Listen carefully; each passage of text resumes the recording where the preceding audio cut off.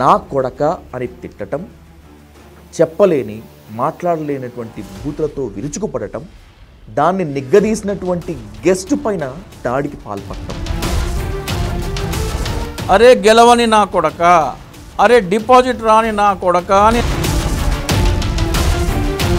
జనసేన తరపున గెలిచినటువంటి రాపాక వరప్రసాదే ఏం మాట్లాడలేదు, మిన్నకుండిపోయారు.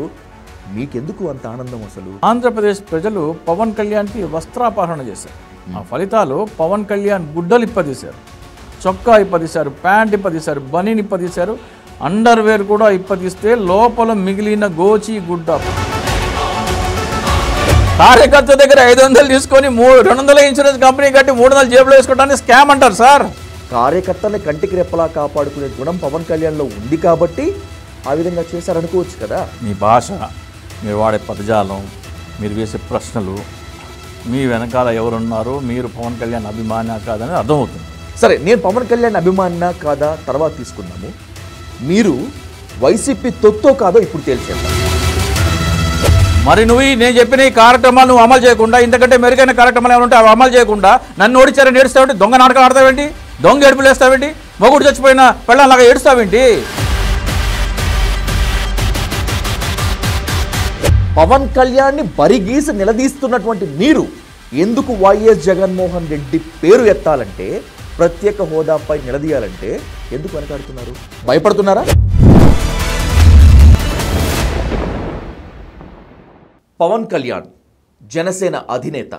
ఈ పేరు చెబితే చాలు లక్షలాది మంది పిచ్చితో ఊగిపోతారు. ఆయన వెంట పిచ్చి పట్టినట్లు పార్టీ కోసం పనిచేస్తారు.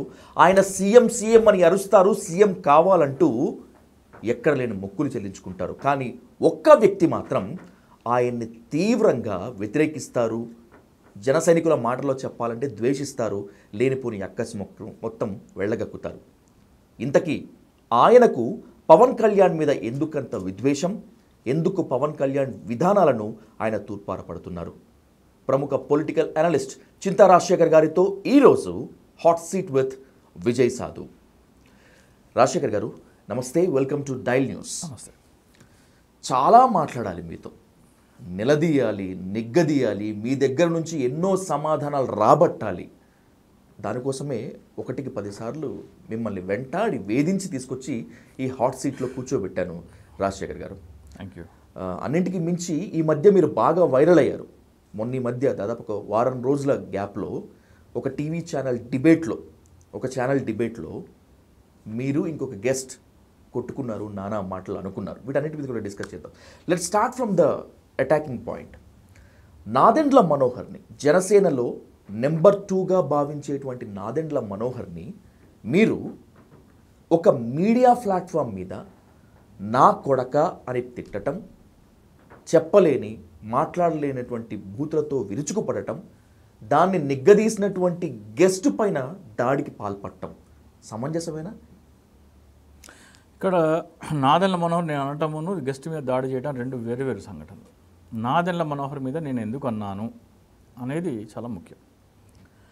జనసేన పార్టీ స్థాపించింది పవన్ కళ్యాణ్ కాదని, అతను కేవలం బినామీ అని అంటే పవన్ కళ్యాణ్ జనసేన పార్టీలో తీసుకుంటున్న నిర్ణయాలు కానీ, నడవడిక కానీ, ఆయన చేస్తున్న ప్రకటనలు కానీ పదే ఘోషించి చెబుతాయి. నాకైతే నా కళ్ళల్లోంచి చూస్తే పవన్ కళ్యాణ్ జనసేన పార్టీ అధ్యక్షుడు కాదు, అతను కేవలం బినామీ అని. ఇందుకు చాలా కారణాలు ఉన్నాయి. ఆయన బలమైన నాయకులని అవమానించి పంపించేశారు పార్టీలో నుంచి. 2019 ఎన్నికల తర్వాత వీళ్ళు అవసరం లేదు అని దాదాపు 25 మంది నాయకులని, కాపులని, ముఖ్యంగా ఎక్కువ సంఖ్యలో కాపులు, దళితులు, వాళ్ళని అవమానించి పంపించేశారు పార్టీని. ఇది పార్టీని బలహీనంగా ఉంచేందుకు ఉద్దేశపూర్వకంగా చేపట్టిన చర్య అని, రాబోయే ఎన్నికలలో వీళ్ళందరూ ఉంటే జనసేన పార్టీకి 80 స్థానాల దాకా, పొత్తులో వెళ్తే కనుక 80 స్థానాల దాకా ఇవ్వాలి, లేదా జనసేన పార్టీ సొంతంగా బలపడే అవకాశాలు ఉంటాయి వీళ్ళందరూ పార్టీలో ఉంటాయని, వాళ్ళందరినీ పార్టీలోంచి పంపించేశారనేది నా భావన. అందులో భావనగా నేను చెప్పేది ఏంటంటే, రాపాక వరప్రసాద్ జనసేన పార్టీ ఏంటంటే, పవన్ కళ్యాణ్కి ముఖ్యంగా ఏంటంటే 2019 ఎన్నికల్లో ఆంధ్రప్రదేశ్ ప్రజలు పవన్ కళ్యాణ్కి వస్త్రాపహరణ చేశారు. 2019 ఎన్నికల్లో ఆ ఫలితాలు పవన్ కళ్యాణ్ గుడ్డలు ఇప్పదీశారు, చొక్కా ఇప్పదీశారు, ప్యాంట్ ఇప్పదీశారు, బనీని ఇప్పదీశారు, అండర్వేర్ కూడా ఇప్పదీస్తే లోపల మిగిలిన గోచి గుడ్డ, పవన్ కళ్యాణ్ పరువు, సిగ్గు, ప్రతిష్ట కాపాడిన ఆ గోచి గుడ్డ రాపాక వరప్రసాద్. ఆ ఒక్క సీటు కూడా లేకపోతే రాజుల నుంచి గెలిచారు రాపాక వరప్రసాద్ గారు గెలవపోతే పార్టీ కనీసం ఒక్క స్థానం కూడా దక్కించుకోలేదు అనేది అపవాదు. Zero score. అవును. ఆ అపవాదు నుంచి రక్షించిన వ్యక్తి ఒక దళితుడు. అతన్ని మీరు ఎలా చూడాలి? నెత్తి మీద కిరీటంలాగా పెట్టుకోవాలి. 2019 ఎన్నికల్లో జనసేన తరపున గెలిచిన ఏకైక ఎమ్మెల్యే అది కూడా దళితుడు రాపాక వరప్రసాద్ మాత్రమే, అది కూడా రాజోల్ నియోజకవర్గం నుంచి. అది అయిపోయింది. ఎన్నికలు అయిపోయిన తర్వాత రాజోల్ నియోజకవర్గంలో ఒక కార్యక్రమం పెట్టారు. ఎక్కడ పెట్టారు? మీ గెలిచిన ఏకైక ఎమ్మెల్యే నియోజకవర్గంలో ఒక కార్యక్రమం పెడితే వేదిక మీద ఆసీనులై పవన్ కళ్యాణ్, నాదెళ్ల మనోహర్ ఉన్నారు. రాపాక వరప్రసాద్ గారు ఎదురుగా గ్యాలరీలో, విజిటర్స్ గ్యాలరీ కింద కూర్చున్నారు. వేదిక మీద లేరు ఆయన. ఆయన ధైర్యం చేసో మరి ఏంటో నాదెళ్ల మనోహర్ గారిని అడిగారు, నేను స్టేజీ మీదకి రావచ్చా అని. దానికి నాదెళ్ల మనోహర్ ఏమన్నారు, నీకేమైనా చీరా బొట్టు పెట్టి పిలవాలా అని అన్నారు. గెలిచిన ఎమ్మెల్యేని ఆయన నియోజకవర్గంలోకే వెళ్ళినటువంటి గెలవని నాదెండ్ల మనోహర్ అన్నారు. సరే స్టేజ్ మీదకి రావాలంటే చీరా బొట్టు పెట్టి పిలవాలంటే స్టేజ్ మీదకి రావడానికి అనుమతి ఇచ్చినట్టు అని ఒక కార్యకర్త ఒక కుర్చీ తీసుకెళ్ళి స్టేజ్ మీద వేయబోతున్నారు. ఆ కార్యకర్తని నాదెండ్ల మనోహర్ వారించి, నువ్వు వదిలేసేయి, ఆయన కుర్చీ ఆయనే తెచ్చుకుంటారు అన్నారు. ఈ హ్యూమిలియేషన్ నాకు జరిగి ఉంటే నా రియాక్షన్ ఎలా ఉండేదో అనేది నేను చెప్తున్నా. అది ఊహాజనితం. ఒక వ్యక్తి అంత అవమానానికి గురవుతే ఎలా రియాక్ట్ అవుతాను అనేది నేను చెప్తున్నాను. నేను ఆ స్థానంలో ఉంటే ఏం చేసేవాడో చెప్తున్నాను. మీరే కనుక రాపాక వరప్రసాద్, నేనే రాపాక వరప్రసాద్ అయ్యుండి, గెలిచిన ఏకైక ఎమ్మెల్యే అయ్యుండి, ఒక దళితుడు అయ్యుండి, స్టేజీ మీద గెలవని ఒక నాయకుడు, కనీసం డిపాజిట్ కూడా దక్కించుకొని ఒక నాయకుడు నన్ను స్టేజీ మీదకి ఆహ్వానించకుండా నేను రావాలా అంటే చీరా బొట్టు పెట్టి పిలవాలా అని, ఆ పైన నాకెవరో కుర్చీ అయిపోతే అతని కుర్చీ అతనే తెచ్చుకోవాలనంటే ఇది నీ కులాహంకారమా, నీ ధనాహంకారమా అని నేను ఎలా ప్రశ్నించేవాడో చెప్తున్నా. ఇక రెండో విషయం, నా కొడక అనే పదం వాడచ్చా వాడకూడదు. ఇది నేనేమన్నాను, నేనే రాపాక వరప్రసాద్ అయితే అరే గెలవని నా కొడక, అరే డిపాజిట్ రాని నా కొడక అని నాదెళ్ల మనోహర్ని చొక్కా పట్టుకొని వేదిక మించి కిందకు తోసి నాదెళ్ల మనోహర్ స్థానంలో నేను కూర్చునేవాడిని అన్న. జనసేన తరపున గెలిచినటువంటి రాపాక వరప్రసాదే ఏం మాట్లాడలేదు, మిన్నకుండిపోయారు. మీకెందుకు అంత ఆనందం? అసలు కందకలేని దురద కత్తిపేటకెందుకు? అంటే ఇటువంటివి ప్రజలకి అర్థం కావట్లేదు. ఎంత నయవంచన, ఎంత నమ్మక ద్రోహం జరుగుతుందో ప్రజలకు అర్థం కావట్లేదు. పార్టీలోంచి నాయకులందరినీ, వచ్చిన నాయకులందరినీ వాళ్ళు వస్తే వాళ్ళకి కుర్చీలు ఆఫర్ చేయకూడదని, వాళ్ళు ఫోన్ కాల్స్ వస్తే అటెండ్ చేయకూడదని, వాళ్ళు ఏమన్నా పేపర్స్ ఇస్తే తీసుకోకూడదని పార్టీ ఇన్ఛార్జ్గా ఉన్న సందీప్ రాయల్కి ఆదేశాలు ఉన్నాయి. సందీప్ రాయల్ చెప్పాడు. అంటే ఏంటంటే వాళ్ళకి సరైన గౌరవం ఇవ్వకపోతే వాళ్ళు మనస్తాపం చెంది పార్టీ నుంచి వెళ్ళిపోవాలి. జేడీ లక్ష్మీనారాయణ గారికి పవన్ కళ్యాణ్ ఫోన్ కూడా ఇవ్వరు. ఆయన ఫోన్ చేయాలంటే ఎవరో XYZని కాల్ చేసి మెసేజ్ ఫార్వర్డ్ చేయమంటే ఆయన మెసేజ్ ఫార్వర్డ్ చేస్తే అక్కడి నుంచి రిప్లై వస్తే వస్తుంది, లేకపోతే లేదు. జనసేన తరపున ఎంపీగా పోటీ చేసినటువంటి సిబిఐ మాజీ జేడీ లక్ష్మీనారాయణకు పవన్ కళ్యాణ్కు అంత గ్యాప్ ఉందంటారా? అసలు నమ్మశక్యంగా ఉందా? దయచేసి నమ్మొద్దండి. మీరు జేడీ లక్ష్మీనారాయణ గారిని ఇంటర్వ్యూ చేసినప్పుడు ఒకనొక ఇంటర్వ్యూలో ఫలానా వ్యక్తి అని నా పేరు చెప్పినా లేకపోతే పేరు చెప్పకపోయినా కానీ మీకు పవన్ కళ్యాణ్ ఫోన్ నంబర్ కూడా ఇవ్వలేదనే వార్తలు సోషల్ మీడియాలో చక్కర్లు కొడుతున్నాయి. ఇది వాస్తవమా కాదా అని మీరు నిర్ధారించుకోవచ్చు. ఆల్రెడీ ఒక ఇంటర్వ్యూలో అని చెప్పున్నారు, కావాలంటే మీరు అది వెరిఫై చేసుకోవచ్చు. ఆల్రెడీ ఒక ఛానల్కి ఇచ్చిన ఇంటర్వ్యూలో పవన్ కళ్యాణ్ మీకు ఫోన్ నంబర్ కూడా ఇవ్వలేదు అన్నది ఒక వార్త ఉంది, అది నిజమేనా అంటే దానికి జేడీ లక్ష్మణ గారి సమాధానం బహుశా అది వాళ్ళ పార్టీ సిద్ధాంతమేమో అన్నారు. అంటే ఇవ్వలేదని అనుకోవాలి. ఇంకా అంతకంటే ఏమంటారు? అసలు జేడీ లక్ష్మీనారాయణ జనసేనలో ఎందుకు చేరారో ఎవరికి తెలియదు, ఎందుకు వెళ్ళిపోయారో కూడా చాలామందికి తెలియదు. ఎందుకంటే ఆయన కూడా ఇప్పటివరకు ఎక్కడ కరెక్ట్గా చెప్పినట్టు దాఖలా లేదు. అదే అంటే ఆయన మరి ఎందుకు వాస్తవాలు చెప్పట్లేదో మనకైతే తెలియదు. కానీ ఆయన మాత్రం 2018 అక్టోబర్, ఆగస్ట్, సెప్టెంబర్ అక్టోబర్ నెలల్లో జనసేన పార్టీలో చేరడానికి ఆయన తరఫు నుంచి కదలికలు మొదలయ్యాయి. రాయబారాలు లేకపోతే ఫోన్ కాల్స్ జరిగాయి. అప్పుడు సత్యప్రసాద్ అని పవన్ కళ్యాణ్ గారు పిఏ ఉన్నారు, ఆయనతో చాలాసార్లు అపాయింట్మెంట్ కోరడం జరిగింది. పవన్ కళ్యాణ్ నిరాకరించడం జరిగింది. పవన్ కళ్యాణ్ నిరాకరించడంతో వాళ్ళకి ఇష్టం లేదని చెప్పేసి జేడీ లక్ష్మణ్ గారు మిన్నకుండిపోయారు. ఆ తర్వాత మళ్ళీ జేడీ లక్ష్మీనారాయణ గారు గేదెల శ్రీనిబాబు అనే అతని వ్యక్తికి Visakhapatnam MP ticket Janasena party ఖరారు చేసింది. ఖరారు చేసిన తర్వాత ఆయన వెళ్ళి వైసీపీలో చేరారు. అప్పుడు వైసీపీకి విశాఖపట్నంలో ఎంపీ అభ్యర్థి కావాలి. ఓకే. పులిశేఖర్ అనే వ్యక్తి ఎన్ఆర్ఐ వచ్చి అక్కడ పనిచేస్తున్నారు. ఆయన జేడీ లక్ష్మణ్ గారికి కాల్ చేసి మీరు జనసేన తరఫున విశాఖపట్నం ఎంపీగా పోటీ చేస్తారా అంటే, నేను పోటీ చేస్తానంటే రమ్మంటే ఆయన అప్పుడు పార్టీలో చేరి పోటీ చేయడం జరిగింది. నా కొడుకు అనే పదం ఎందుకు వాడాల్సి వచ్చిందంటే, జనసేన పార్టీ అధికార ప్రతినిధులు, అందులో వివేక్ బాబు అనే వ్యక్తి కొన్ని ఛానల్స్లో డిబేట్లో సందర్భంగా సమాధానం చెప్పలేని పరిస్థితి వస్తే నా కొడుకు అనే పదం నాకు వాడటం జరిగింది. ఓకే. 2 సార్లు వాడటం జరిగింది. సో నేను ప్రతిస్పందన ఇమీడియట్గా స్పాంటేనియస్ రియాక్షన్గా ఏమన్నానంటే, వాళ్ళ తల్లిని దూషించడం జరిగింది. ఓకే. అయిపోయింది, ఇంటికి వచ్చేసాను. 3వ రోజున ఎప్పుడు మా ఇంట్లో వాళ్ళు ఎవరో ఫోన్ చేసి మీ అబ్బాయి ఇట్లా మాట్లాడాను అది ఏదో పంపిస్తే, మా ఇంట్లో మా మదర్ సీరియస్ అయ్యారు. ఈ భాష ఏంటి, ఎక్కడ నేర్చుకున్నావు, ఈ వాళ్ళమ్మ ఏం చేసింది, నువ్వు వాడిని తిట్టు, గాడిదాన్ని తిట్టు, ఏమైనా తిట్టు, యూజ్లెస్ ఫెలో ఏమైనా ఉంటాయి అది తిట్టు, అతను నన్ను నా కొడుకు అనంటే అతను అంటే నువ్వు అంటావా అన్నాడు. సరే అయిపోయింది. అప్పుడు నేను నిర్ణయించుకున్నా, వీళ్ళకి హద్దు అదుపులు లేకుండా పోతున్నారు, వీళ్ళకి కళ్ళం వేయాలి అని సోషల్ మీడియాలో కూడా నేను చాలా దూషిస్తున్నారు.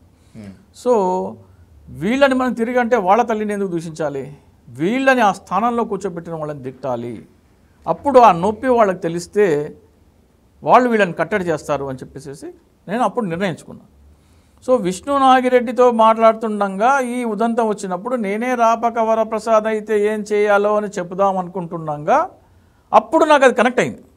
బ్యాక్ ఆఫ్ ద హెడ్ ఎప్పుడో దీన్ని వాడాలి అనుకుంటున్నాను, అప్పుడు అది కనెక్ట్ అయింది. అప్పుడు కనెక్ట్ అయినప్పుడు నేను ఆ పదం వాడటం, పదే వాడటం. ఎందుకని వాడుతున్నావు అని నేను చెప్దాం అనుకుంటుండగానే అతను లేచి మా తల్లిని దూషించాడు. ఓకే. అతను మా తల్లిని దూషించగానే నేను లేచి నిలబడ్డాను. మా తల్లిని అంటావు ఏంటి అంటే, ఇంకోసారి అంటే లాగి చెంప మీద కొట్టాల్సి వచ్చింది. 2 చెంపలు వాయించడం జరిగింది. అందుకు రిటాలియేషన్గా నన్ను కూడా అక్కడ ఏంటంటే అతన్ని వెనక నుంచి పట్టుకున్నారు, అతన్ని వెనక నుంచి పట్టుకున్నారు. కానీ నన్ను పట్టుకున్నప్పుడు నా చేతులు 2 ఇలా చుట్టేసి పట్టుకున్నారు. సో నాకు యాక్సెస్ లేకుండా నేను వంగుంటే అతను నా మీద ఫ్రీగా అటాక్ చేసే టైం దొరికింది. అతన్ని కూడా పట్టుకోవడం లేకపోతే అటో ఇటో తేలేదు.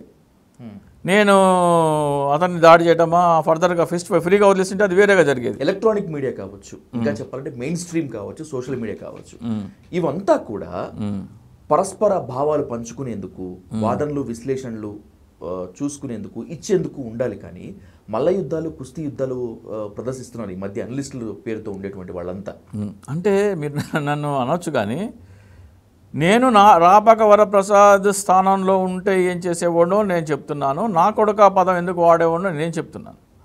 ఆ పదం ఎందుకు వాడుతున్నానో దానికి ఎక్స్ప్లెనేషన్ నేను ఇచ్చుకునే లోపలే అతను లేచి మా తల్లిని దూషించకపోతే నేను చెప్పేవాడిని. చాలా కాలం నుంచి నేను చూస్తున్నాను సార్, నాదెండ్ల మనోహర్ మీద మీరు కత్తి కట్టి కక్ష కట్టే మాట్లాడుతున్నారు. అసలు ఏంటి నాదెండ్ల మనోహర్కి మీకు ఎక్కడ చెడింది ఏంటి, అసలు మీ ఇద్దరి మధ్య రైవలరీ ఏంటి అసలు?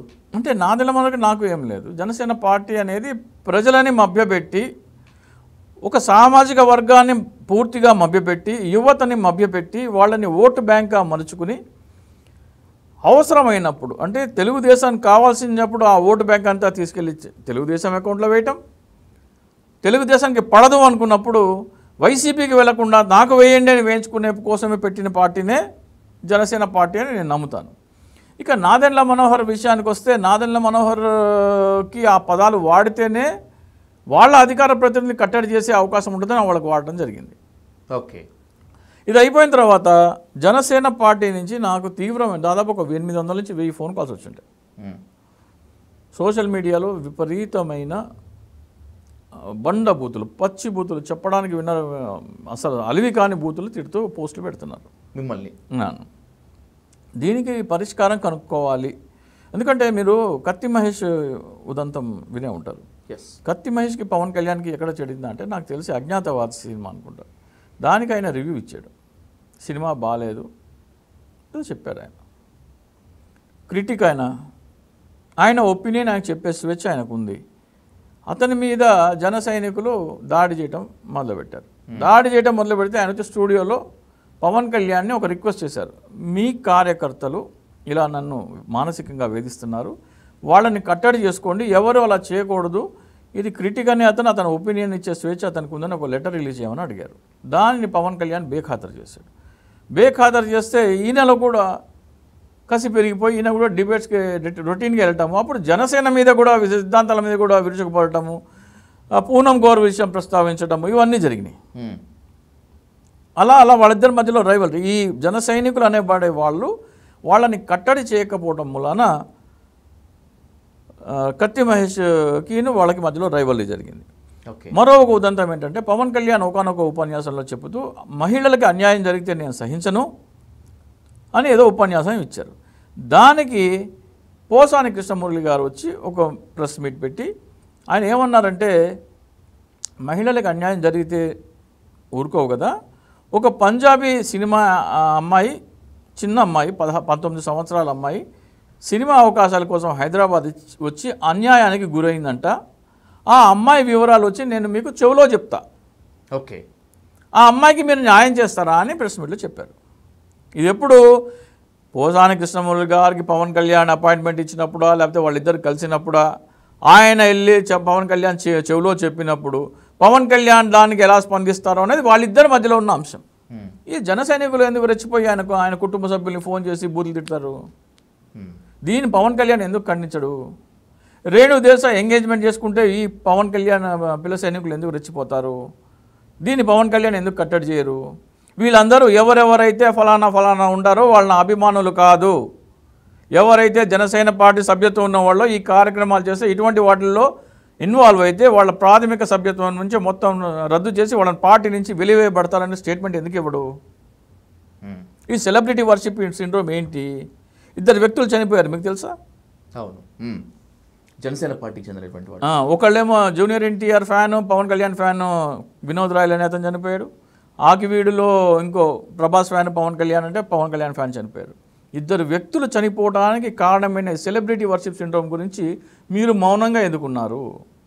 ఎందుకంటే వీళ్ళు మీకు క్రేన్లతో మోసే దండలు మీకు వేయాలి.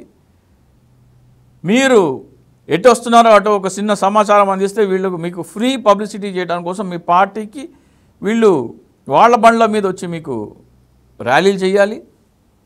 మీరు సినిమా రిలీజ్ అయితే మీరు ఊరూరా బ్యానర్ కట్టాల్సిన అవసరం లేకుండా వీళ్ళు వాళ్ళ సొంత ఖర్చుతో వాళ్ళ ప్రతి ఊరిలో మీ బ్యానర్ కట్టి పబ్లిసిటీ చేయాలి. అందుకనే మీరు ఈ వ్యక్తి పూజ మానసిక రోగం ఉద్దేశపూర్వకంగా పెంచి పోషిస్తున్నారు.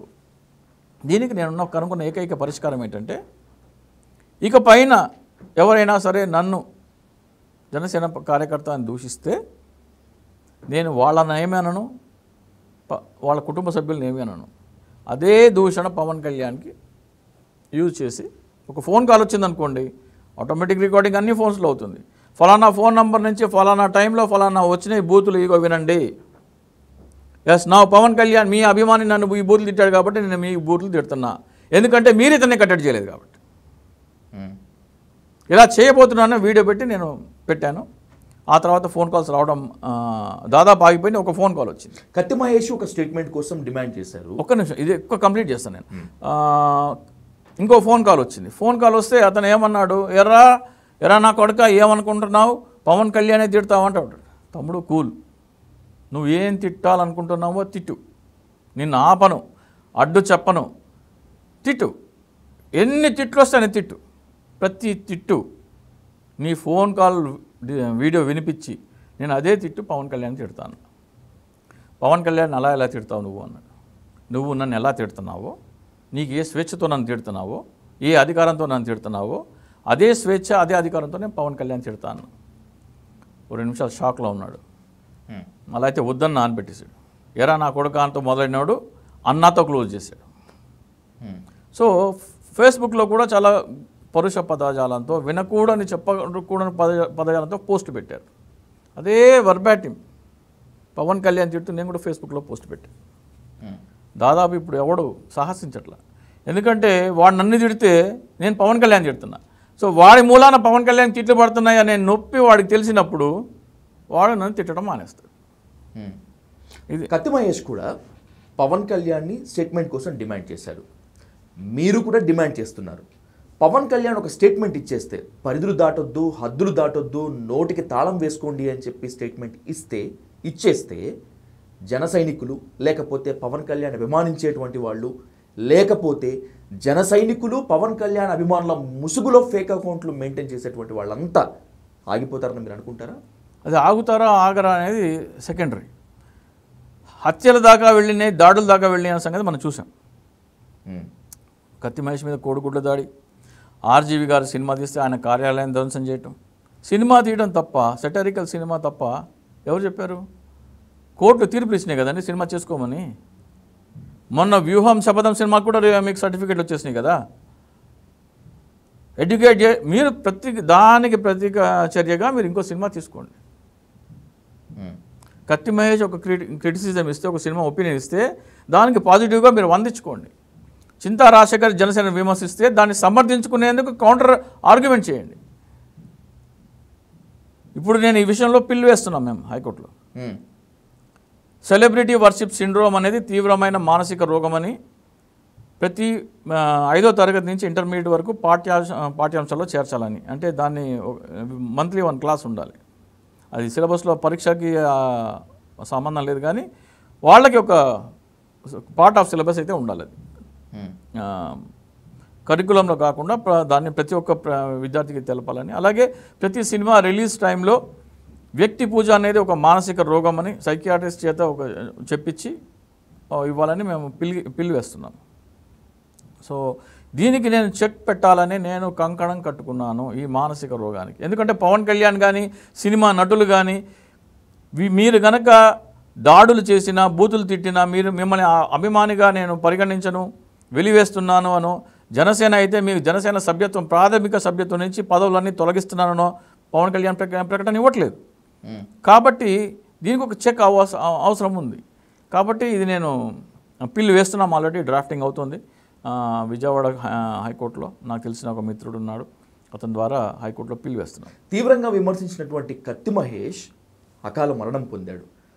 కత్తి మహేష్ పాత్రని మీరు తీసుకొని ముందుకు సాగుతున్నారా? అందుకే పవన్ కళ్యాణ్ పైన ఇంత తీవ్ర దాడి చేస్తున్నారా?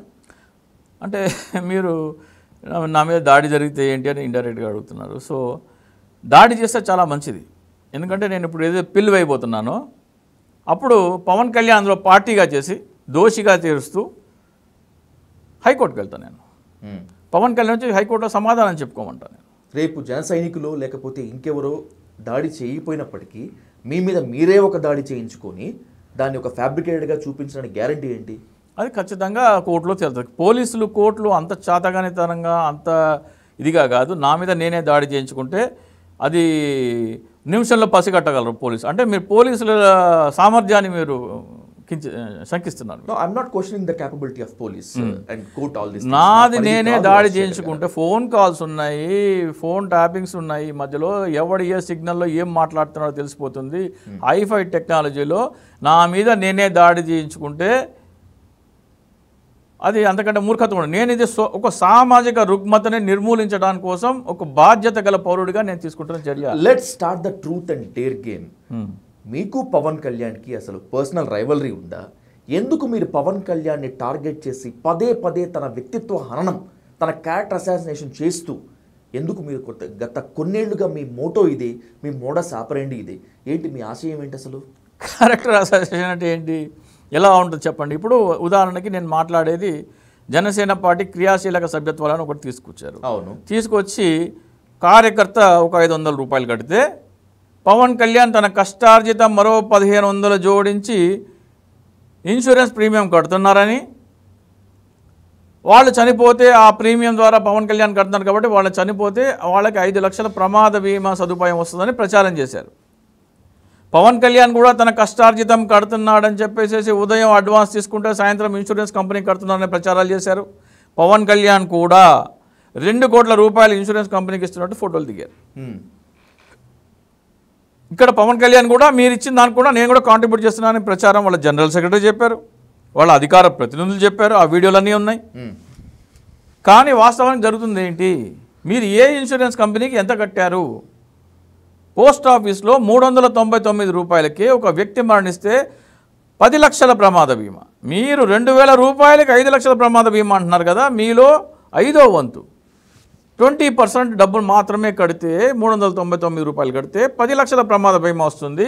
ఆ వ్యక్తి పిల్లలు చనిపోతే 2 పిల్లలు చదువు కోసం చెరో 1 లక్ష రూపాయలు ఇస్తున్నారు, ఆసుపత్రి ఖర్చులకు 60,000 ఇస్తున్నారు, కుటుంబ రవాణా కోసం 25,000 ఇస్తున్నారు, చేతి ఖర్చు కోసం హాస్పిటల్లో 10 రోజుల వరకు రోజుకు 1000 రూపాయలు ఇస్తున్నారు, అంత్యక్రియలకు 5,000 ఇస్తున్నారు. ఇవన్నీ కలిపితే గరిష్టంగా 13 లక్షల రూపాయల వరకు సహాయం పొందే ఒక పాలసీ కేవలం 399 రూపాయలు ఉంటే మీరు వాళ్ళ దగ్గర 500 తీసుకొని మీరు 1500 జోడిస్తే వాళ్ళకి అందాల్సిన సహాయం ఇదే దామాషా ప్రకారం అయితే 60 లక్షలు. మీరు ఒక ఇన్సూరెన్స్ కంపెనీలో పాలసీ తీసుకున్నారు, ఫర్ ఎగ్జాంపుల్ ఒక XYZ తీసుకున్నారు, అతను మరణించారు, అతని కుటుంబానికి ఇన్సూరెన్స్ కంపెనీ చెక్ ఇచ్చింది, ఆ కుటుంబం వచ్చి ఇన్సూరెన్స్ కంపెనీ కాళ్ళు మొక్కాలా? ఎందుకు? మరి పవన్ కళ్యాణ్ చెక్ ఇస్తే కాళ్ళట్లా మొక్కించుకుంటానండి, దాన్ని దాడి అంటారేంటండి మీరు? వ్యక్తిత్వ హననం అంటారేంటండి? వాళ్ళ కార్యకర్త డబ్బులు 500 ఇస్తే 200 మాత్రమే ఇన్సూరెన్స్ కంపెనీకి కట్టి 300 జేబులో వేసుకొని ఆ 200 కట్టినందుకు ఇన్సూరెన్స్ కంపెనీ వ్యక్తి అతను చనిపోయిన కుటుంబానికి చెక్ ఇస్తుంటే నువ్వు కాళ్ళు మొక్కించుకుంటావేంటి? మిగతా వాళ్ళు ఎవరూ చేయట్లేదు కాబట్టి, ఏ రాజకీయ నేతలు ముందుకు రావట్లేదు కాబట్టి, కార్యకర్తల్ని కంటికి రెప్పలా కాపాడుకునే గుణం పవన్ కళ్యాణ్లో ఉంది కాబట్టి ఆ విధంగా చేశారనుకోవచ్చు కదా. మీరేం చేయమంటున్నారు? కార్యకర్త దగ్గర 500 తీసుకొని 200 ఇన్సూరెన్స్ కంపెనీ కట్టి 300 జేబులో వేసుకోవడానికి స్కామ్ అంటారు సార్. ఇతర పార్టీలను స్కామ్ చేయమంటారు మీరు. ఒకవేళ కనుక మీరు చెప్పినట్లే జరిగితే అది కుంభకోణమే. మరి ఇతర పార్టీలు చేయమంటారు ఎట్లా అంటారు మీరు? ఇతర పార్టీలు ఎందుకు చేయట్లేదు అంటారండి మీరు? Very sorry, Pawan Kalyan scam చేస్తున్నారు అయ్యా బాబు అంటే ఇతర పార్టీలు స్కామ్ ఎందుకు చేయట్లేదు అంటున్నారు మీరు. ఒకవేళ నిజంగా అదే స్కామ్ అయ్యి ఉంటే రాజశేఖర్ గారు, జన సైనికులు గుర్తించలేరా? గుర్తించలేరు కాబట్టే ఈ వ్యక్తి పూజ మానసిక రోగంలో గుర్తించలేకపోతున్నారు. గుర్తించిన వాళ్ళు అది మా ఇష్టం అంటున్నారు, అది మా ఇష్టం అంటున్నారు. మేము ఆ పార్టీకి ఇచ్చుకుంటాం, క్వశ్చన్ చేస్తే మేము క్వశ్చన్ చేయాలి, నువ్వెవడు అంటున్నారు. మరి అది కూడా వాస్తవం కదా. మీకు జనసేన ప్రాథమిక సభ్యత్వం లేదు, మీరు జనసేనలో మెంబర్ కాదు, జనసేన ఇలా ఉండాలి, ఇలా ఉంటే బాగుంటుందని చెప్పి గైడ్ చేస్తున్నారు. కానీ గైడెన్స్ ముసుగులో బ్లాక్ మెయిలింగ్ అనేటువంటిది స్పష్టంగా తెలిసిపోతుంది. Who are you to question Pawan Kalyan and who are you to question Janasena policies? ఇక్కడ పవన్ కళ్యాణ్ ఏం చెప్తున్నాడంటే, నువ్విచ్చే 500కి నా కష్టార్జితం కూడా జోడించి కట్టానని చెప్తున్నాడు కదా. ఆయన కష్టార్జితం జోడించడం వదిలే నీ కష్టార్జితం పిండుకుంటున్నాడు అని వాస్తవం చెప్పే అర్హత ఒక సామాన్య పౌరుడిగా నాకు ఉంది. ఒక సామాన్య పౌరుడిగా పవన్ కళ్యాణ్ చెప్పేది అబద్ధము, వెరిఫై చేసుకోండి. నువ్వు వెరిఫై చేసుకున్నా నీ ఇష్టం అయితే అది నీ ఇష్టం. పవన్ కళ్యాణ్ నేను ఎంతో ట్రాన్స్పరెంట్ని, నా కష్టార్జితమే ప్రజలకు పంచే చెప్తున్న పవన్ కళ్యాణ్ నువ్వు అదే చెప్పు. బాబు మీరు 500 కట్టండి, నేను 200 రూపాయలు మీ పేరు మీద ఇన్సూరెన్స్ కంపెనీకి కడతాను, 300 రూపాయలు జేబులో వేసుకుంటానని చెప్పు. నువ్వు చాలా అంటే భూ ప్రపంచంలో నీతి నిజాయితీకి మారు పేరైన బ్రాండ్ అంబాసిడర్ కదా నువ్వు. ఎందుకు అబద్ధాలు చెప్తున్నావు? ఎందుకు ఈ విషయం వాస్తవాలు చెప్పవు? ఈ చింతా రాజశేఖర్ అనే ఒక కుక్క మొరుగుతుంది, ఇన్సూరెన్స్ కంపెనీ పేరు మీద పవన్ కళ్యాణ్ దోచుకున్నాడని, ఇదిగో 500 రూపాయలు వీళ్ళిచ్చింది, ఇదిగో 1500 రూపాయలు నేను జమ చేసింది, ఇదిగో మనిషికి 2,000 రూపాయలు ఫలానా ఇన్సూరెన్స్ కంపెనీకి కట్టాను ఒక కాగితం నా మొహం మీద కడితే అయిపోయింది కదా.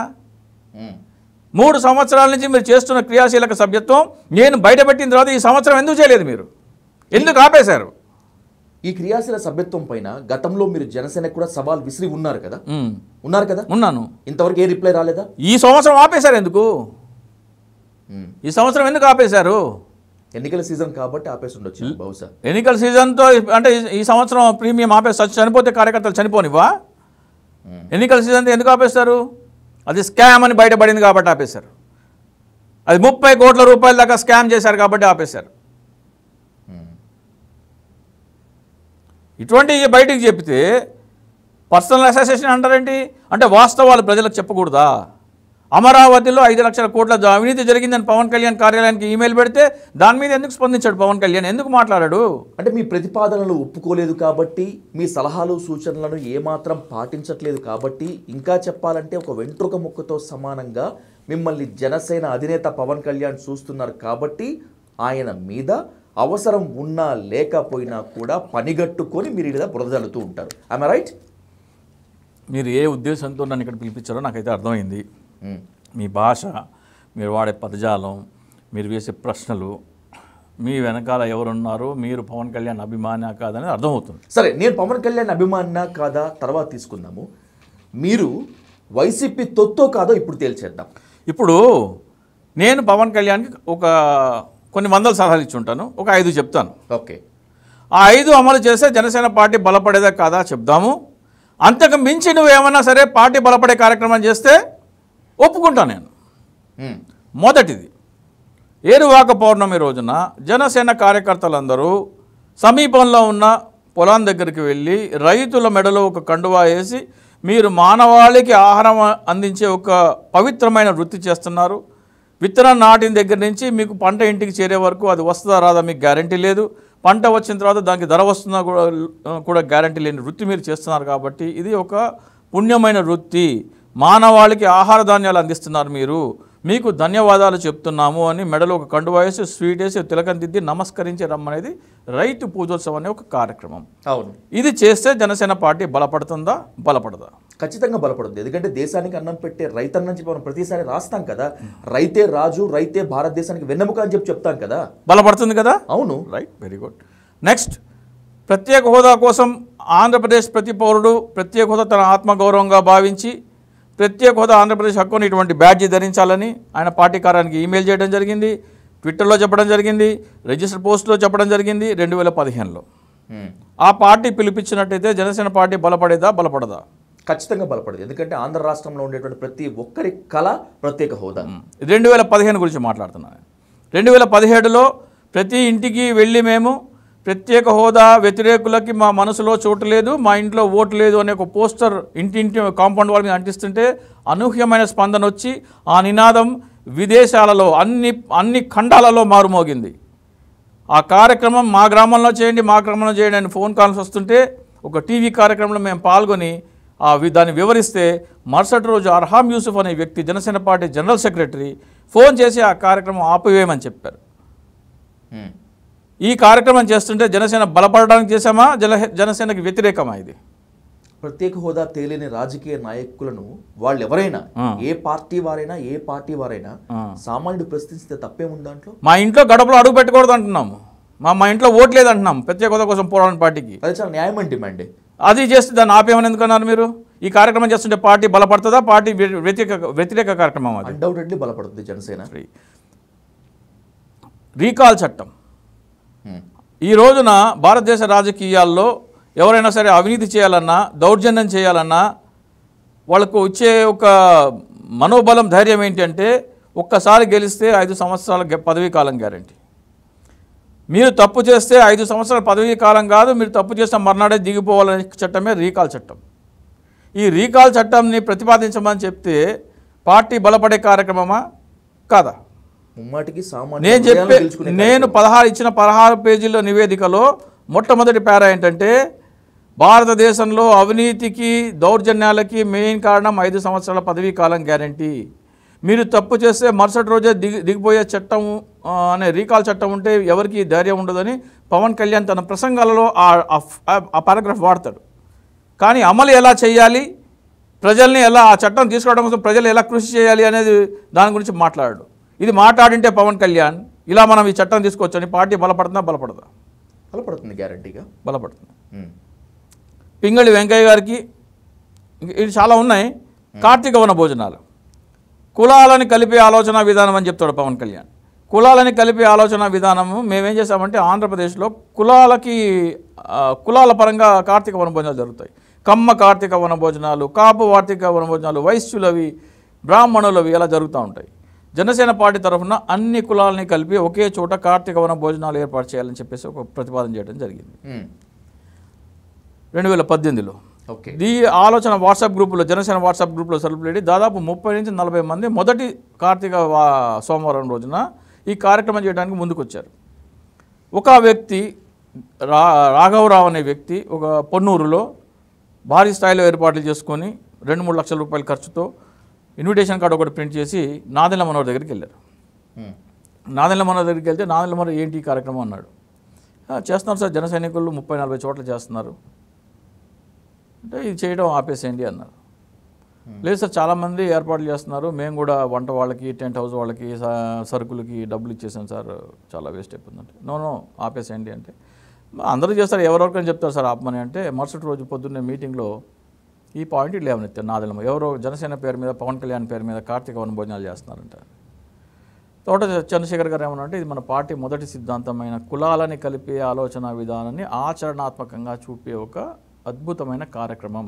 ఓకే, ఎస్సీలు, బీసీలు, ఓసీలు అందరూ ఒకే చోట భోంచేసి ఒకళ్ళ విస్తరాకులు ఒకళ్ళు ఎత్తుకుంటే దాన్నే అంటారు నిజమైన కులాలను కలిపే ఆలోచన విధానం. కులాలకు అతీతంగా, మతాలకు అతీతంగా అందరూ వచ్చి కార్తీక మాసంలో వనభోజనాలు చేయడం, ఇది కాన్సెప్ట్. ఇప్పుడు వన సమారాధన కుల సమారాధనగా మారిపోయేటువంటి ఈ దుర్భర స్థితిలో ఆ కార్యక్రమం మంచిదే కదా? మంచిదే. పవన్ కళ్యాణ్ ట్వీట్ చేశారు. పవన్ కళ్యాణ్ పేరు మీద కానీ, జనసేన పేరు మీద కానీ ఎవరు కార్తీక వనభోజనాలు చేయకూడదు అని పవన్ కళ్యాణ్ ట్వీట్ చేశాడు. ఈ 5 కార్యక్రమాలు జనసేన పార్టీ బలోపేతం చేసే కార్యక్రమాలు అవునా కాదా? ఈ కార్యక్రమాలు మీరు చేయలేదంటే జనసేన పార్టీ బలోపేతం చేయడానికి మీకు చిత్తశుద్ధి లేదు అని నాకు అభిప్రాయం నేను ఏర్పరచుకున్నాను. నా తప్ప. జనసేన పార్టీ పెట్టింది ఆయనే, ప్రశ్నించేందుకు రాజకీయాల్లోకి వచ్చాను అని చెప్తున్నది ఆయనే, చేస్తున్నది ఆయనే. రేపు అంటే 2024 ఎన్నికల్లో బీజేపీ టీడీపీతో కలిపి కంటెస్ట్ చేయబోతున్నది ఆయనే కదా పార్టీ పెట్టింది. అలాంటప్పుడు ఆయనకి ఎందుకు బలోపేతం కావాలని ఎందుకు ఉండదు? ఈ 5 కార్యక్రమాలు దీనికి తోడు ఇంకొన్ని కార్యక్రమాలు అమలు చేయకపోతే, మీరు ఇందాక వెంట్రుకతో కూడా సమానం కాని చింతా రాజశేఖర్ అన్నారు కాబట్టి చెప్తున్నా, ఈ 5 కార్యక్రమాలు పార్టీ బలోపేతం చేసే కార్యక్రమాలు అయినప్పుడు ఇవి మీరు వద్దన్నారంటే ఇంతకంటే మంచి కార్యక్రమాలు ఏం చేశారో చెప్పమంటున్నా నేను. ఇవి 5 కాదు, 100 చెప్పాను నేను, 100. ఇంతకంటే బలోపేతం చేసే కార్యక్రమాలు ఏమైనా మీరు చేసి ఉంటే చెప్పండి, మీకు చిత్తశుద్ధిగానే ఒప్పుకుంటా నేను. మీ బాధ, మీ ప్రతిపాదనల్ని జనసేన అధినేత ఏమాత్రం పట్టించుకోలేదనా, మీకు కనీస ప్రాముఖ్యత ప్రాధాన్యత ఇవ్వలేదనా, లేకపోతే ఇంకేదైనా ఉందా? ఇక్కడ నా బాధ జనసేన పార్టీ బలోపేతం చేసినందుకు నేను చెప్పే అమలు చేయమని నేను అంటల్లా. బలోపేతం చేయడానికి ఏం అమలు చేసావు? ఏవి అమలు చేయలేదా? ఇప్పుడు మీరు ఉన్నారు, మీరు భూస్వామి, మీ దగ్గర డబ్బులు ఉన్నాయి, ఒక 100 ఎకరాలు కొని నన్ను బినామీగా పెట్టారు. ఒక సోదరుడు వచ్చి బాబు నువ్వు 100 ఎకరాలు పొలం కొన్నావు కదా అంటే నేనేదో కొద్దిగా బిల్డప్ ఇవ్వడం కోసం అవును అని ముసుమినో కొద్దిగా బిల్డప్ ఇచ్చుకుంటా. ఈసారి నువ్వు చెరుకు వేయబాక, వరి వేస్తే బాగుంటుంది, వరికి చెరుకు చక్కెర చైనా నుంచి దిగుమతి అవుతున్నాడు, డిమాండ్ లేదు, వరి వేస్తే నీకు కొంచెం డబ్బులు మిగులుతాయని సలహా ఇస్తే నేనేం చెప్తాను? వరి వేయాలా చెరుకు వేయాలా డిసైడ్ చేసేది నేను కాదు, మీరు, పొలం మీది, నేను కేవలం బినామీ, సలహా ఇవ్వద్దు బాబు అని చెప్తా. ఒక బినామీ ఎప్పుడూ సలహా సూచనలు అమలు చేయలేడు, ఎందుకంటే నిర్ణయం యజమానిది. సలహా సూచనలు ఇవ్వద్దు అంటున్నావంటే బినామీ యొక్క మొదటి లక్షణం నీలో ఉంది. పార్టీని బలోపేతం చేసే సలహాలు తీసుకోవట్లేదంటే నువ్వు పార్టీనిది కాదు. ఇంతకంటే మంచి ప్రోగ్రాంలు మీరు చేసింటే, పార్టీ బలోపేతం చేయడానికి ఏమైనా ప్రోగ్రామ్ చేసింటే పార్టీ మీది. బలోపేతం చేసే నాయకులను ఉంటే నువ్వు బలోపేతం చేసే కార్యక్రమాలు చేయవు, బీద ఏడుపులు ఏడుస్తారు. కనీసం నాకు 30-40 సీట్లు ఇచ్చినా సరే నేనేదో చేసేవాడిని కదా అంటారు. ఎలా ఉందంటే అది కూడా వాస్తవమే కదా. నేను చెప్తాను 2019 ఎలక్షన్స్ నుంచి సరే 2014 తీసేద్దాం. 2019 ఎలక్షన్స్లో జన సైనికులు నిజంగా జనసేన అభ్యర్థులు కొన్ని చోట్ల నిలబడ్డప్పటికీ 137 చోట్ల నిలబడ్డారు. సరే ఓకే, 175 137 కొన్ని అనుకుందాం, లేదు మెజారిటీ మార్కే అనుకుందాం. ఒక రాజోలు రాపాక వరప్రసాదం తప్పితే మిగతా ఎక్కడ జన సైనికులు ఓట్లు వేయలేదు. మిగతా వాళ్ళందరినీ తీసేసినా కూడా ఎంపీగా నిలబడ్డటువంటి జేడి లక్ష్మీనారాయణ గారిని లోక్సభకు పంపించుకోలేకపోయారు. ఇంకా దుర్మార్గమైన స్థితి ఏంటంటే 2 చోట్ల నిలబడి పోటీ చేసినటువంటి పవన్ కళ్యాణ్ని కూడా ఎమ్మెల్యే చేసుకోలేకపోయారు. అలాంటప్పుడు పార్టీ పెట్టి ఎన్నో ఆర్థిక వ్యయ ప్రయాసాల కోర్చి పార్టీని ముందుకు నడుపుతున్నటువంటి పవన్ కళ్యాణ్కు కాస్తైనా బాధ, కొంచెం ఆగ్రహం ఉండటంలో న్యాయం లేదా? ఇప్పుడు నేను ఇంటర్మీడియట్లో ఎగ్జామ్ రాశానండి. ఎగ్జామినర్ పాస్ చేసుకోలేకపోయాడండి. ఎందుకు ఎగ్జామినర్ మిమ్మల్ని పాస్ చేయకపోవట్లేదు ఏంటండి? మీరు ఎగ్జామ్ రాస్తే కదా మీరు పాస్ అయ్యేది. మరి నేను చెప్పిన ఈ కార్యక్రమాలు నువ్వు అమలు చేయకుండా, ఇంతకంటే మెరుగైన కార్యక్రమాలు ఏమైనా ఉంటే అవి అమలు చేయకుండా నన్ను ఓడించారని ఏడుస్తావేంటి? దొంగ నాటకాలు ఆడతావేంటి? దొంగ ఏడుపులు వేస్తావేంటి? మొగుడు చచ్చిపోయిన పెళ్ళలాగా ఏడుస్తావేంటి? నువ్వు ఎక్కడున్నావు? నువ్వు అసలు 2014 నుంచి 2019 వరకు ఎక్కడున్నావు నువ్వు? 2018 వరకు పొత్తాలేవు నువ్వు. ఈ కార్యక్రమాలు చేస్తుంటే పార్టీ నీకు సీట్లు వచ్చాయి. నేను చెప్పిన 5 కార్యక్రమాలు చేస్తుంటే పార్టీ నీకు సీట్లు వచ్చాయని స్వయాన తమిళనాడు చీఫ్ సెక్రటరీ ఆర్ఎంఆర్ గారు అంటారు. 50 సీట్లు వచ్చాయి ఈ కార్యక్రమాలు చేశాయని. వీళ్ళు వెరిఫై చేసుకోండి ఆయన ఆ మాట అన్నారో లేదో. ఈ కార్యక్రమాలు అమలు చేసింటే 2019 ఎన్నికల్లో జనసేన పార్టీకి 50 సీట్లు వచ్చాయి అన్నారు. 50 సీట్లు రాకూడదని నువ్వు అమలు చేయలేదు. పార్టీ నీది కాదు. దొంగ నాటకాలు ఆడబాక, కాపు యువతని మోసం చేయబాక, ఆంధ్రప్రదేశ్ ప్రజలను మోసం చేయబాక. ప్రత్యేక హోదా కోసం మెడ కోసుకుంటావా నువ్వు? ఒక బ్యాడ్జీ పెట్టుకోమని పిలిపివ్వడం చేత కానీ నువ్వు శతజ్ఞకు ఎదురు నిలబడతావా? నువ్వు శతజ్ఞకి ఎదురు నిలబడి పోరాటం చేస్తావా నువ్వు? ఎవరిని మీ ఎప్పించోడు చేస్తున్నావు నువ్వు? ఎప్పుడు మొదలుపెట్టావు నువ్వు? ప్రత్యేక హోదా కోసం 3 అంచెల పోరాటం మొదలు పెడతా అన్నావు. ఆగస్టు 2016 ఆగస్టు 28 తారీఖున తిరుపతిలో అనౌన్స్ చేశావు. 9 September 2016 Kakinada meeting, November 10 Anantapuram meeting. 13 మొదటి దశలో 13 జిల్లాలో 13 మీటింగ్లు అన్నావు. 2 మీటింగ్లు పెట్టావు, పారిపోయావు. ఎందుకు మొదలు పెట్టావు? ఎందుకు ఆపేసావు? జగన్మోహన్ రెడ్డి కనీసం పవన్ కళ్యాణ్ అది అయినా చేశారు. సరే 2 చోట్ల మీటింగ్ పెట్టారు, మీ భాషలో చెప్పుకోవాలంటే పారిపోయారు, ఇంకేదైనా కూడా అనుకున్నాం. కనీసం పవన్ కళ్యాణ్ ప్రత్యేక హోదా కోసం ఆ ప్రయత్నమైనా చేశారు. కానీ వైఎస్ జగన్మోహన్ రెడ్డి అడపా దడపా ఏదో 4 మాటలు చెప్పడం తప్పితే ప్రత్యేక హోదా పైన ఇప్పటి వరకు ఒక్క మాట కూడా మాట్లాడలేదు. పవన్ కళ్యాణ్ని బరిగీసి నిలదీస్తున్నటువంటి మీరు ఎందుకు వైఎస్ జగన్మోహన్ రెడ్డి పేరు ఎత్తాలంటే, ప్రత్యేక హోదాపై నిలదీయాలంటే ఎందుకు వెనకాడుతున్నారు? భయపడుతున్నారా? లేదు చెప్తాను, మిషన్ ఎక్స్ప్లెనేషన్ చేస్తాను. జగన్మోహన్ రెడ్డి గారు పవన్ కళ్యాణ్ ప్రత్యేక హోదా ఉద్యమం ఎప్పుడైనా 2016 ఆగస్టు 28న ఫస్ట్ టైం పబ్లిక్ డయాస్లో ప్రత్యేక హోదా గురించి మాట్లాడడం మొదలుపెట్టారు. జగన్మోహన్ రెడ్డి గారు 2015 జంతర్ మంతర్లో 2015 జూలైలో 5 రోజులు 6 రోజులు అక్కడ దీక్ష చేశారు. దాన్ని పోలీసులు భగ్నం చేసి ఆయనకి ఏపీని పంపిస్తే గుంటూరులో 8 రోజులు నిరవధిక నిరాహార దీక్ష చేసి అరెస్ట్ అయ్యి మళ్ళీ వెళ్ళారు, విరమించుకున్నారు. దాన్ని అరెస్ట్ అయ్యి హాస్పిటల్ చేసిన తర్వాత విరమించుకున్నారు. కాలేజీకి వెళ్ళి యువగళం కార్యక్రమం చేశారు. ఇవన్నీ చేస్తుంటే చంద్రబాబు నాయుడు ఎన్డీఏలో పార్ట్నర్ కాబట్టి, ఆయన ఉద్యమాలు చేయలేడు కాబట్టి పవన్ కళ్యాణ్కి సైగ చేస్తే పవన్ కళ్యాణ్ మొదలుపెట్టాడు. ప్రత్యేక హోదా వద్దు, ప్యాకేజీ చాలు అని చంద్రబాబు నాయుడు సమాధానం పడిపోయిన తర్వాత నువ్వు ఆగిపో అంటే ఆగిపోయాడు. ఈ టైం లైన్ చూస్తే మీకు అర్థం కావట్లేదా? ఎవరు ఎప్పుడు మొదలుపెట్టారు, ఎందుకు మొదలుపెట్టారు, ఎవరు మొదలుపెట్టమంటే మొదలుపెట్టారు, ఎవరు ఆగిపోమంటే ఆగిపోయారని మీకు అర్థం కావట్లేదా? ఈ టైం లైన్ డేట్లు చూస్తుంటే. మీరు జగన్మోహన్ రెడ్డి గారి విషయం మాట్లాడారు. 2019 ఎన్నికలలో నాకు 25 సీట్లు ఇస్తే నేను మోడీ మెడలు వంచి ప్రత్యేక హోదా తీసుకొస్తానన్నది జగన్మోహన్ రెడ్డి గారు. 22 ఎంపీ స్థానాలు ఇచ్చారు. ఆయన పోరాటం చేయాల్సిలో 10% చేశారు. ఆయనకున్న వీక్నెస్ ఏంటంటే, ఆయన ప్రత్యేక హోదా పోరాటం మొదలు పెడితే అంటే 6 నెలలకే బీజేపీతో ప్రత్యేక హోదా ఇవ్వని బీజేపీతో ఆల్రెడీ బేషరతుగా పొత్తులోకి వెళ్ళిపోయారు పవన్ కళ్యాణ్. బీజేపీతో పొత్తు కోసం మోడీకి గుమ్మం ఎదురుగా డైలీ చేతులు కట్టుకుని ఉంచున్నారు చంద్రబాబు నాయుడు గారు.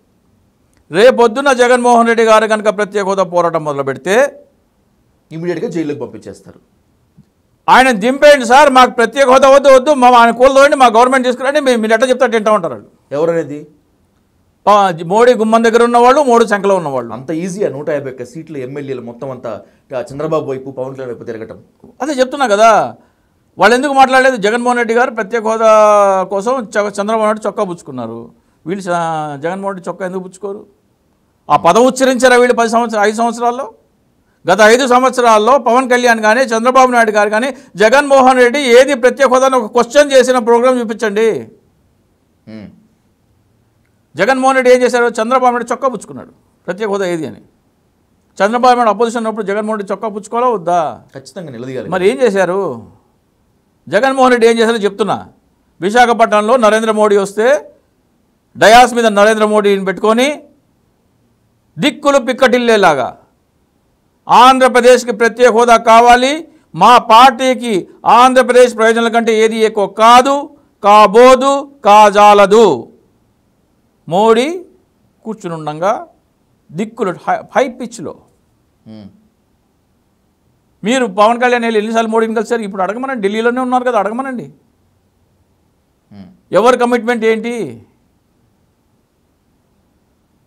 నరేంద్ర మోడీ ప్రభుత్వంలో చేరాలనుకుంటే జగన్మోహన్ రెడ్డి గారు చేరలేరా? Let's conclude sir. ఈ దాడితో వర్బల్ అటాక్ కావచ్చు, ఫిజికల్ అటాక్ కావచ్చు, లేకపోతే మీ కుటుంబ సభ్యుల చిత్రాలు మార్ఫింగ్ చేసి సోషల్ మీడియాలో జరుగుతున్నటువంటి దారుణమైన ట్రోలింగ్ కావచ్చు, ఇవన్నీ చూసుకున్నటువంటి తర్వాత పవన్ కళ్యాణ్ పైన, జనసేన పైన, చంద్రబాబు పైన ఈ మీ విమర్శల దాడి, ఆరోపణల దాడి ఆపేస్తారా, లేకపోతే ఇంకేదైనా సంచలన నిర్ణయం ఏదైనా ఉందా? చెప్తున్నా కదా, మేము పిల్లేస్తున్నాం ఆల్రెడీ. ఓకే, ఈ మానసిక దాడి కానీ దీనికైనా సరే ఎవరు బాధ్యులు అనేది పిల్లేస్తున్నాం. ఫిజికల్ లాగా నా మీద దాడి జరిగితే కనుక అప్పుడు దాంట్లో పవన్ కళ్యాణ్, జనసేన పార్టీ కూడా బాధ్యులు. దీనికి ఏంటి సొల్యూషన్ వాళ్ళు కూడా పిలిచి కోర్టుకు పిలిచి సమాధానం చెప్పుకోవాలి అనేది వస్తే కనుక ఖచ్చితంగా పాఠ్యాంశాలలో ఈ వ్యక్తి పూజ, మానసిక రోగం గురించి, అలాగే సోషల్ మీడియాలో ఎవరో వ్యక్తి, నేను ఒక రాజకీయ నాయకుడిని విమర్శించినా, ఒక సినిమా హీరోని విమర్శించినా సరే అతని ఫ్యాన్స్ రియాక్ట్ కాకూడదు. అలా రియాక్ట్ అవడమే మానసిక రోగం అనేది కోర్టు ద్వారా ఒక డైరెక్షన్ వస్తే బాగుంటుందని చెప్పేసి మేము ప్రయత్నిస్తున్నాం. సో దానికి నేను కొన్ని ఇబ్బందులు, మానసిక వేధింపులు, దాడులకు కూడా నేను సిద్ధపడి ఉన్నాను. ఇది ఒక సామాజిక రుగ్మత. దీని రూపుమాపడానికి నేను ఒక కంకణం కట్టుకున్న వ్యక్తి చింతా రాజశేఖర్. నిజమే, సెలబ్రిటీ వర్షిప్ సిండ్రోమ్ అనేటువంటిది ఎన్నో మానసిక జాడ్యాలు, రుగ్మతలకి అది ఏమాత్రం తీసిపోదు. చాలా సందర్భాల్లో ఈ సెలబ్రిటీ వర్షిప్ సిండ్రోమ్ అనేటువంటిది అత్యంత ప్రమాదకరం అనేటువంటి నిరూపించినటువంటి ఘటనలు ఎన్నో ఉన్నాయి. మీరు వేసినటువంటి ఆ పబ్లిక్ ఇంట్రెస్ట్ లిటిగేషన్, ప్రజా ప్రయోజన వ్యాజ్యం కనుక సెలబ్రిటీ వర్షిప్ సిండ్రోమ్ని నిరోధించే విధంగా, దాన్ని రూపుమాపే విధంగా కనుక వస్తే దానికన్నా మంచి పరిణామం ఇంకొకటి లేదు.